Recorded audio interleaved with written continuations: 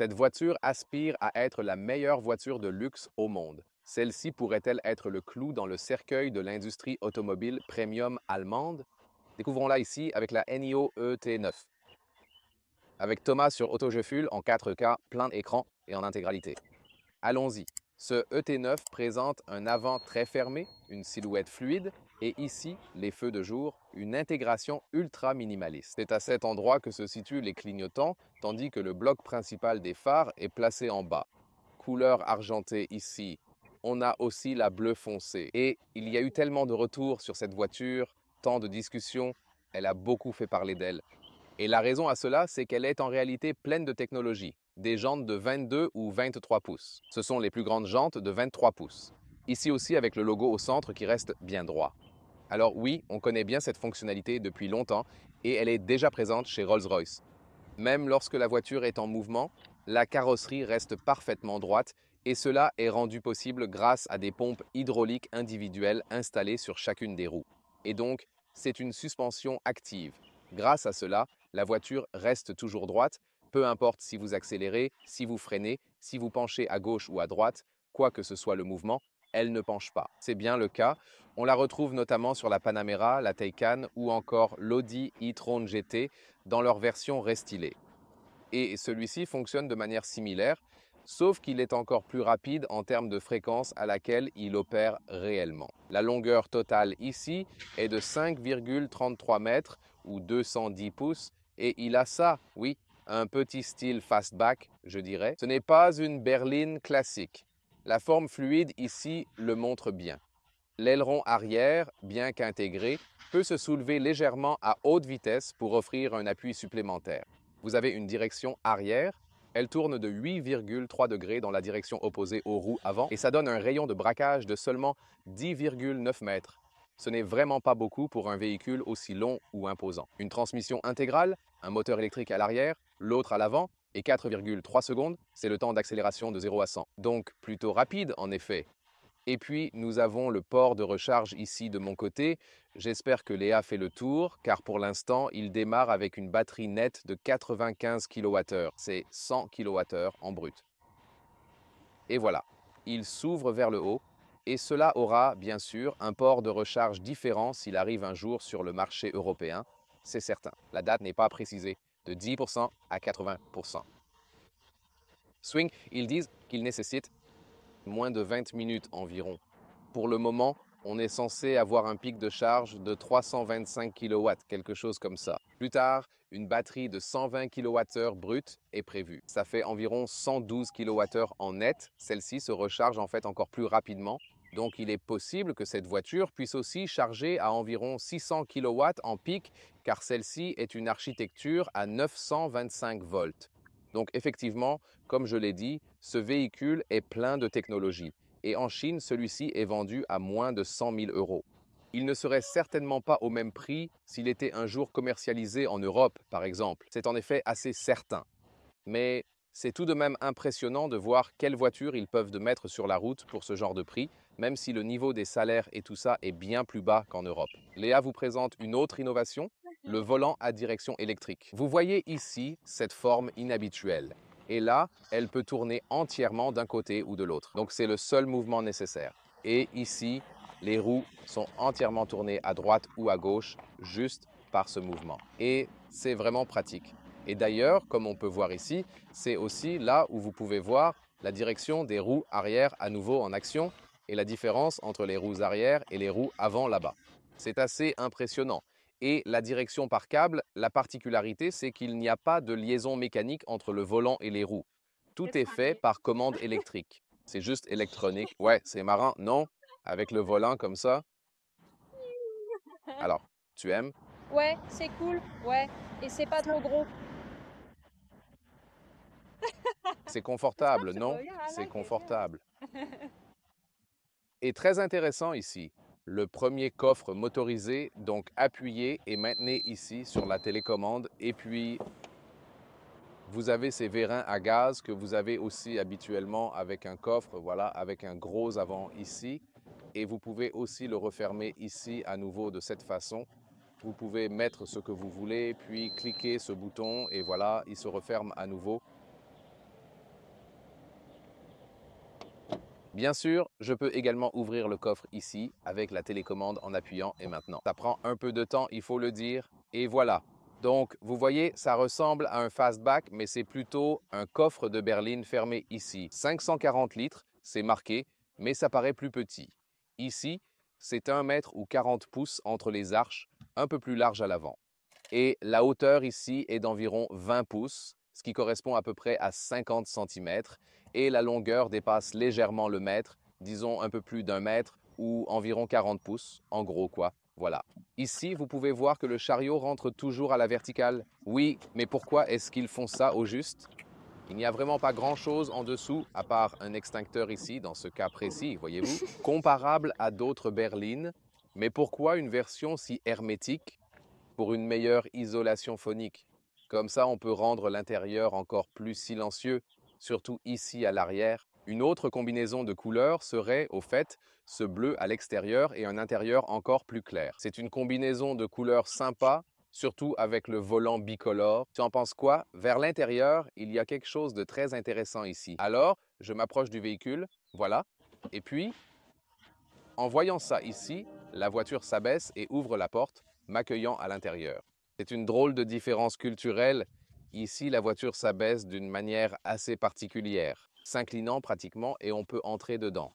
Alors que tu sais peut-être que les véhicules en Europe ou en Amérique, s'ils ont une technologie comme ça, comme la Porsche Panamera, Porsche Taycan, Audi e-tron GT, ils sont en fait bas et ensuite ils se soulèvent pour qu'on puisse entrer plus facilement. Alors peut-être que c'est une question de différence culturelle ou bien liée à la taille moyenne des personnes ou quelque chose dans ce genre. Je ne suis pas vraiment sûr, mais c'est très drôle, non? Et ici, cette porte automatique, tu peux aussi appuyer sur ce bouton et elle se referme automatiquement. Elle se ferme en douceur, c'est vraiment pratique. Voilà, c'est fait. On veut tester le bruit de la porte qui claque. C'est assez cool. Bien sûr, la porte arrière est aussi automatique pour vous accueillir à l'intérieur facilement. Et voilà. Vous voyez, il y a aussi un capteur de porte et il y a toujours un bouton ici pour la fermer. Ou alors, il y a un bouton supplémentaire là-haut, genre au plafond, à l'intérieur, que vous pouvez atteindre plus facilement en fait. Essayons le capteur à nouveau. Voyez, il ne me touche pas. Il a senti ma présence, comme un objet ici. Pas un objet, vous voyez, You are wrong, wrong. objet solide. Oui, exact. À l'intérieur des portes, tout est enveloppé ici. On peut déjà voir ici avec les fenêtres. Voyons jusqu'où elles descendent. C'est intéressant. Regardez ça. Elles disparaissent complètement. Et là, on peut aussi voir le double vitrage des fenêtres qui est présent pour les 4 fenêtres en fait. Regardez d'abord l'intérieur ici. Vous avez déjà aperçu le volant qui présente cette forme très intéressante. Des boutons ici, un seul champ. Celui-ci, par exemple, change les modes de conduite. Un seul bouton, mais plusieurs commandes disponibles.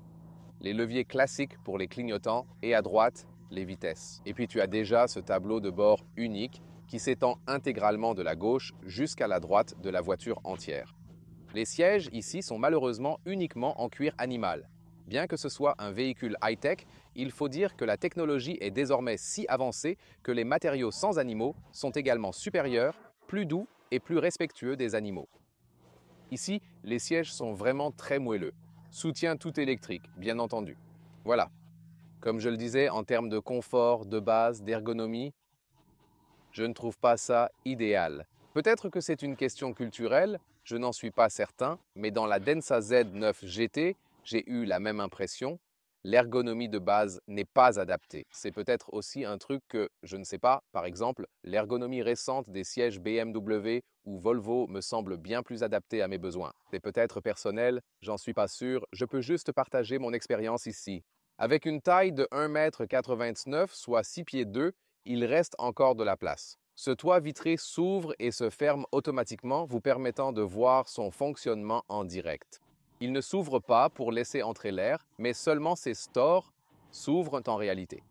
Et ce qui est drôle avec le volant, c'est non seulement qu'il est à commande électronique, mais aussi qu'il est vraiment, vraiment étroit de ce côté. Tu peux fermer la porte en freinant. J'ai peur de toucher Léa avec ça. Non. Oh, intéressant. Il ferme juste la porte.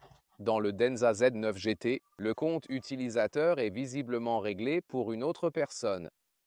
La différence était que toutes les portes se fermaient automatiquement en freinant. C'était vraiment intéressant. Elle s'est fermée là, mais je peux quand même ouvrir les stores en haut ici.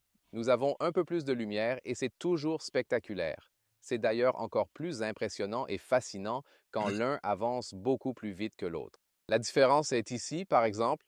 Ouais, plutôt cool. Le cockpit avant. Vous savez que BMW planifie aussi en ce moment ce nouveau système de stratification, donc l'infodivertissement ici. Ensuite, cela passe par les instruments de base en tant que deuxième couche. C'est également présent du côté passager. On peut aussi y afficher la consommation moyenne ou l'heure ou la météo et ainsi de suite. Quelque chose comme ça. Puis, l'affichage tête haut comme troisième couche. Voici Nomi ici. C'est comme cet assistant vocal numérique. Vous pouvez le rendre visible ou non. En Chine, les clients entendent de plus en plus souvent parler directement au véhicule. Alors qu'aux États-Unis, les clients diront: je veux simplement la molette, je veux le bouton et je ne veux pas passer de temps à parler à mon véhicule, tu vois. Mais bien sûr, les préférences se rapprochent de plus en plus et évoluent dans les deux sens.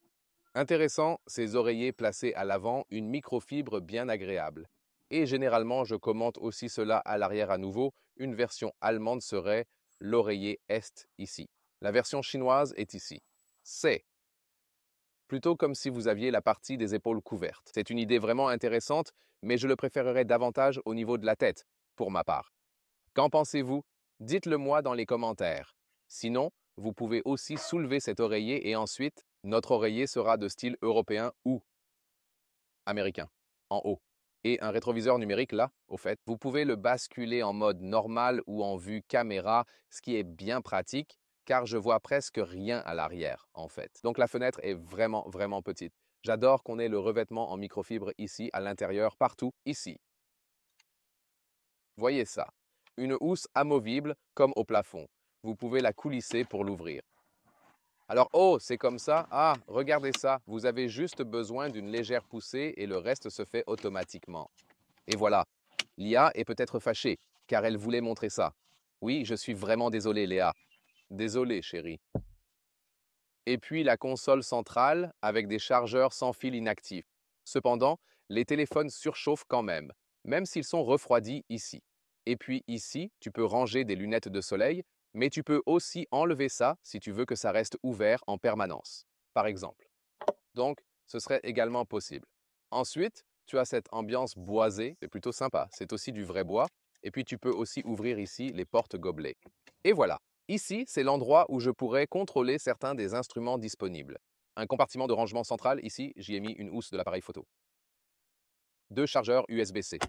Le bruit de fermeture est également très satisfaisant et la qualité de fabrication est vraiment à un niveau très très élevé. La séparation gauche-droite avec la console centrale se prolonge harmonieusement jusqu'au niveau du toit. Ce n'est pas une nécessité technologique de faire cela. C'est plus pour des raisons de design. Et vous pouvez les faire glisser individuellement, soit à la gauche, soit à la droite.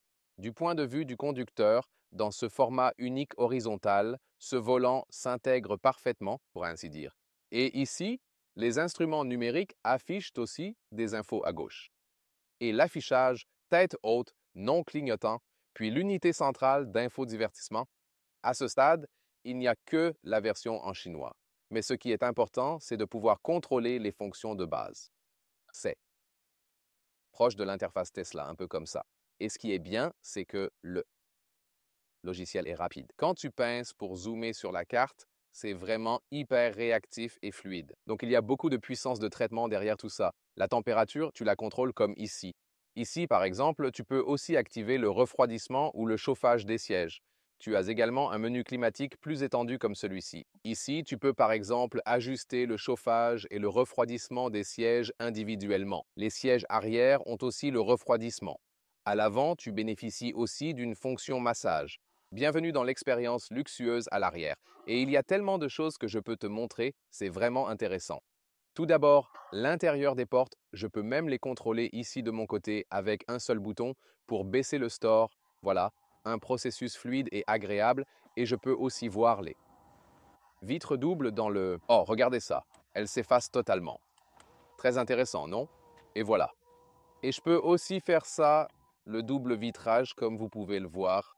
Voilà, le double vitrage est aussi à l'arrière. Tu arrives à le voir dehors parce qu'il y a même comme une petite ombre, tu peux la distinguer de mon côté. Il y a cette ombre supplémentaire juste pour cette toute petite vitre située à l'arrière. Donc ça a l'air vraiment plutôt cool. On prend vraiment en compte tous les détails de luxe ici sans rien oublier. C'est impressionnant. Et je veux dire, ici, au niveau de l'espace pour la tête, c'est juste. Je veux dire, je me pose la question. Si je ferme le store, je peux en fait me couper les cheveux en fermant ou en ouvrant le store ici. Donc vous voyez, c'est relativement haut. Je veux dire, les véhicules électriques ont toujours ce plancher haut à cause de la batterie dessous. Ici, ce tapis de sol surélevé est vraiment cool. C'est agréable, surtout vu que j'ai déjà enlevé mes chaussures. C'est-à-dire, oui, c'est nécessaire pour ce véhicule. Allons par là. Vous pouvez aussi avoir un divertissement arrière ici, où vous avez le même logiciel que celui à l'avant. Et puis vous avez cette grande console ici, cette passerelle exécutive, comme ils l'appellent ici au milieu, ici pour les porte-gobelets avec de jolis clics sonores. Et puis vous avez un écran ici. Et vous pouvez aussi le replier un peu, vous le voyez mieux, et vous pouvez contrôler les fonctions du siège et ainsi de suite. Et encore plus important ici, en cliquant ici, et puis regardez maintenant en bas, il y a le frigo avec toutes les boissons rafraîchissantes. Donc ouais, c'est assez cool. Et en plus, il est accessible directement d'ici. Il fonctionne en réalité entre moins 2 degrés Celsius, soit environ les températures de congélation, et jusqu'à 55 degrés Celsius. Côté déjà assez chaud. Donc Good for Palm Springs. tu peux en fait garder les boissons bien fraîches, mais tu peux aussi réchauffer ta nourriture là-bas, en réalité.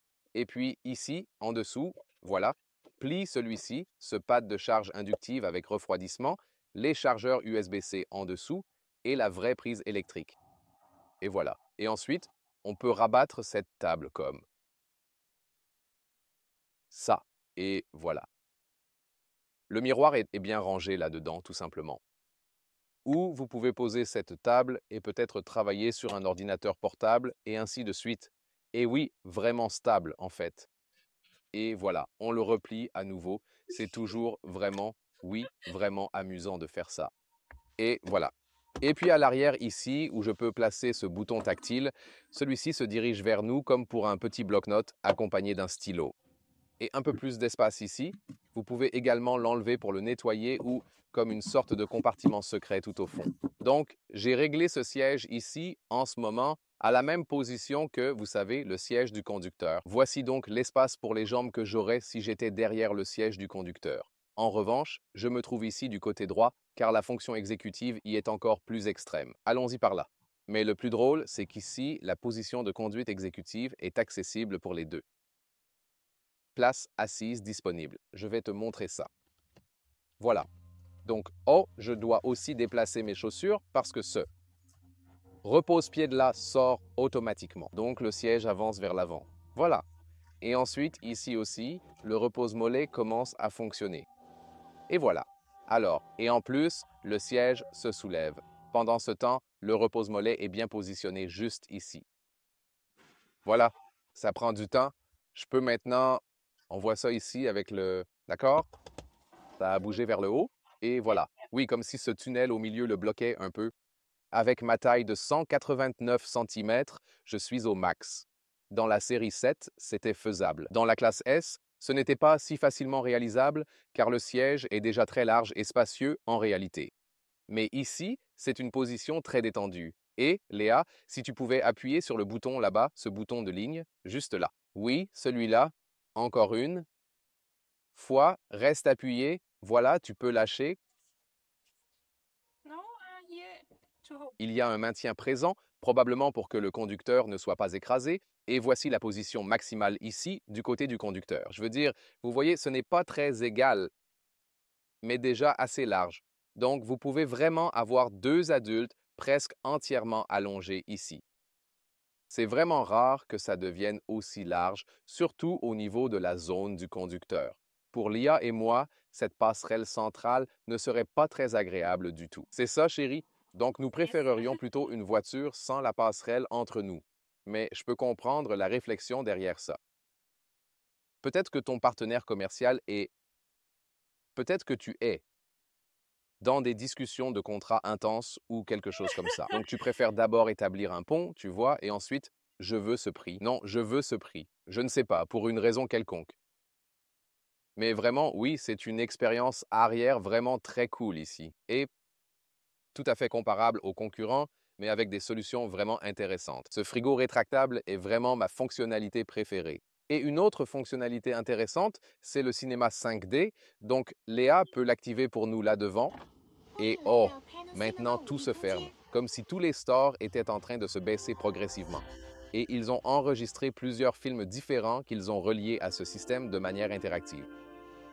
Maintenant, ça devient sombre, comme une véritable ambiance de cinéma immersive et captivante. Et puis, il y a certaines scènes où il relie directement ce qui se déroule dans le film au mouvement du véhicule. Maintenant, ça commence déjà ici et on est secoué. On ne peut pas montrer les scènes du film à cause des problèmes de droit d'auteur, mais tu vois, tu comprends l'idée. Alors quand il y a des scènes d'action, tu es secoué tout comme les personnages dans le film, c'est vraiment impressionnant. On vous remontre ça, voici la direction à commande électrique, je suis en train de me garer. Oui, voilà, tu vois ici, c'est ça. Je ne tourne plus le volant, mais j'ai déjà le braquage complet.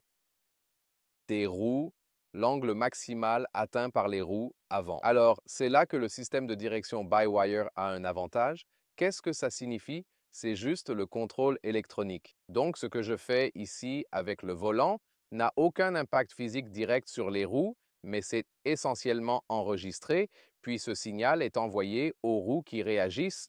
Vous devez moins tourner le volant, vous pouvez garder vos mains dessus tout le temps, un peu comme un volant de Formule 1 par exemple.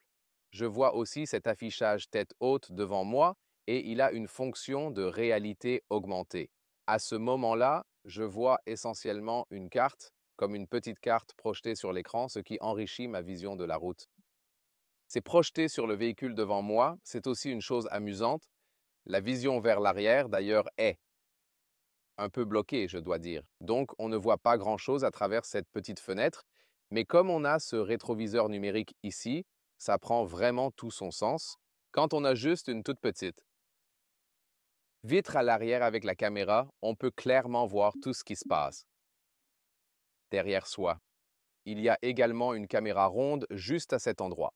Donc ce véhicule est vraiment bourré de capteurs, c'est un fait indéniable. Le volant, il faut vraiment s'y habituer. Avec sa forme large et étroite, c'est assez particulier et nécessite un temps d'adaptation. Parfois, vous conduirez comme ça. Ça peut être bizarre et aussi amusant. Et il faut réfléchir, quand je fais comme ça, penser que les roues sont déjà orientées de cette manière, tu comprends? Ouais, mais c'est surtout une question d'habitude. Certains changements de voie en ville se font vraiment sans problème. Donc c'est un véhicule très large, mais grâce à cette technologie de suspension, je ne le sens pas vraiment. Et aussi ici, la direction est si légère que cela donne l'impression d'un véhicule plus léger et plus petit. Et je dois dire, même avec la direction à commande électronique et l'amplitude importante du volant, ça ne semble pas si dénaturé ou artificiel que ça. Pourquoi ça? Il n'y a pas vraiment de zone morte, même les plus petites commandes sont transmises à la route. Donc oui, on n'a pas cette sensation linéaire naturelle, disons-le comme ça, mais on peut très bien contrôler cette voiture, elle. Donne un peu l'impression de jouer à un jeu vidéo très bien conçu. Cette voiture semble en quelque sorte irréelle, vous savez, à cause de la direction, puis parce qu'elle est si silencieuse. La suspension donne l'impression que la voiture plane sur la route, mais pas de manière molle, plutôt de manière plus rigide. Ce que je veux dire par là, c'est que la voiture reste toujours droite, peu importe ce que je fais avec le volant ou ce qui se passe sous moi.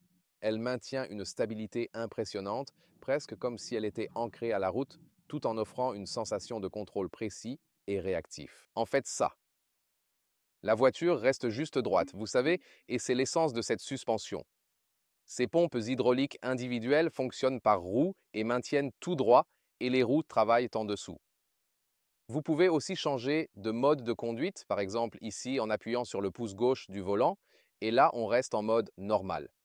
Vous pouvez aussi passer en mode sport, ici par exemple, pour une accélération plus forte et une réponse plus vive de l'accélérateur, et ainsi de suite. Mais vous pouvez aussi activer un mode chauffeur spécial pour que ceux à l'arrière profitent d'encore plus de confort. Et puis un mode éco est aussi possible. Rapide, accélération en ville, tenez-vous bien. C'était de 20 à 50 et c'était pas en mode sport, juste le mode normal, oui, donc l'accélération fonctionne à tout moment. Et aussi là, quand je fais une forte accélération, la voiture reste bien droite. On connaît ce système de la Porsche Taycan ou de l'e-tron GT dans les restillages et aussi de la nouvelle Porsche Panamera. La voiture reste bien droite, qu'elle aille vers l'avant ou l'arrière. Direction des roues arrière jusqu'à 8,3 degrés opposés. On peut le faire là, maintenant. Voyons voir ça. Alors ici maintenant, et puis je vais tourner. Wow. Le véhicule ne semble pas faire 5,33 m de longueur. No. Et puis, la combinaison de la direction à l'essieu arrière. Avec cette direction, on fait un slalom ici. Ça semble fou. Vraiment fou. Alors, waouh. Ouais, je dois dire, clairement impressionné par l'expérience de conduite. Maintenant, un peu d'accélération sur l'autoroute. Ça. C'était de 60 à 105, quelque chose comme ça. Ouh, ouais, c'était très puissant. Et en mode sport, comme je l'ai déjà mentionné, on ne peut pas rouler trop vite aujourd'hui, mais on essaie de conduire aussi rapidement que la loi nous le permet, bien sûr. Maintenant, c'est l'heure de la partie conduite par le chauffeur. Il me rejoint pour ça. Nous avons donc notre propre chauffeur pour le moment, car cette voiture est principalement conçue comme une voiture avec chauffeur également. Et j'ai vraiment hâte de voir la suspension. Alors, ce que nous allons faire maintenant, c'est d'abord, nous démarrons en mode normal, puis nous passons au mode spécial chauffeur boss, pour ainsi dire, qui devrait être encore plus optimisé ici pour les passagers arrière. Et je veux dire, même si on est juste en train de sortir de ce parking-là, Very nice, yeah. on sent que la suspension est bien réglée, vous voyez. Et je pense que la chose intéressante, c'est que ça ne semble pas trop mou. Mm-hmm. Donc, Yeah. ce n'est pas comme si on avait une conduite It's not. flottante ou instable. La suspension à air de Mercedes-Benz, lorsqu'elle est réglée plus ferme comme chez AMG, Mhm. se fait moins Yeah. sentir comme une suspension à air, tout en restant parfaitement fonctionnelle. Oui, et aussi qu'elle est si silencieuse, tu entends là. Tu entends que tu Yeah. n'entends rien. Enfin, les routes sont plutôt bonnes ici, tu sais, donc on n'a pas croisé de route complètement défoncée. C'est un autre truc, comme quand le conducteur approchait du feu de signalisation, et tu peux probablement aussi le voir à la caméra, il n'y a aucun mouvement. Et maintenant, nous activons les modes de conduite pour l'expérience chauffeur personnalisée. C'est un peu plus souple, non? Yeah. Je pense que c'est plus souple. J'ai l'impression que ça bouge un peu plus maintenant, pas vrai? Mhm. En ce qui concerne la consommation énergétique, nous avons atteint 19 kWh pour 100 km avec des vitesses réduites. 3,3 miles par kWh signifierait 500 km ou 300 miles d'autonomie dans des conditions réelles, mais ce n'était pas à haute vitesse et nous n'avons pas pu trop le tester. Il faisait vraiment chaud, donc la climatisation a dû fonctionner en continu. Mais pour les batteries, c'est bien pire quand il fait très froid que lorsqu'il fait très chaud. Donc, je dois dire que, vu les conditions actuelles, la consommation d'énergie semble relativement élevée. Il faudra peut-être refaire un test à des vitesses plus élevées, histoire de bien vérifier la consommation réelle du véhicule. Le prix, comme je l'ai dit, ici en Chine, en dessous de 100 000 € quand vous l'achetez avec la batterie. La location de batterie réduit le prix et les stations d'échange de NIO offrent une alternative pratique et rapide à la recharge. Mais alors la question est, à quel prix pourraient-ils être fabriqués sur le marché européen, par exemple, et sûrement pas au prix pratiqué ici? Ce n'est pas, je pense, le point essentiel principal. Sur le marché européen, cela pourrait être un concurrent de plus, à égalité avec les Allemands. Le système infotainment est plus rapide, mais les Allemandes restent de superbes voitures. Le vrai problème pour les Allemands sur ce marché, c'est qu'on peut l'avoir bien moins cher que leurs modèles comparables, ce qui les met clairement en difficulté face à la concurrence locale et asiatique. Et si les gens ici en Chine veulent acheter plus de produits chinois, par exemple, alors celui-ci a plus de chances d'être vendu. C'est bien là le principal problème des fabricants allemands, pas d'être battus sur leur marché intérieur. Ils perdent des ventes en Chine. Vos avis sur la NIO est neuf? Mettez vos commentaires en dessous et comparez-la avec les concurrents